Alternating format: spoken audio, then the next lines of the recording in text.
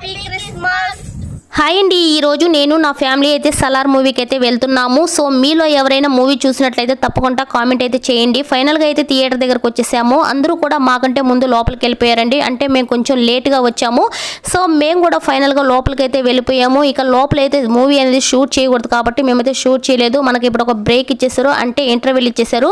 బ్రేక్ని చూస్తే చాలు నాకు నా పిల్లలకి అయితే కడుపులో ఆకలి అయితే వేసేస్తుంది. సరేలే అని చెప్పేసి మా హస్బెండ్ ఏదేదో కొనిచ్చేస్తారని చెప్పేసి ఒక ఎగ్జైట్మెంట్తో బయటకు అయితే వచ్చేసాము. తీరా చూసేసరికి మురిగిపోయిన ఎగ్ పప్పులు తెచ్చి మా మొహాన్ని అయితే కొట్టేశారు. సరేలే వచ్చి సచ్చినోడి పెళ్లికి వచ్చిందే కట్నం అన్నట్టు ఆ ఎగ్ పప్పుతోనే సరిపెట్టేసుకున్నాము. మా హస్బెండ్ అయితే నాన్ వెజ్ తినకూడదు అని తినడన్నమాట ఈరోజు. అందుకే సమోసాలు అయితే తెచ్చుకొని మా హస్బెండ్ అయితే తింటూ ఉన్నాడు. సో ఫైనల్గా మూవీ అయితే చూసేసి బయటకైతే వచ్చేసామండి. ఇంటర్వెల్ వరకు చాలా బాగానే ఉంది. తర్వాత అయితే గజిబిజి గందరగోళం ఆగబాగల అంకమ్మ కొలువలాగా అనిపించేసింది. నాకైతే అస్సలు నచ్చలేదు. మీకు ఎలా అనిపించిందో తప్పకుండా కామెంట్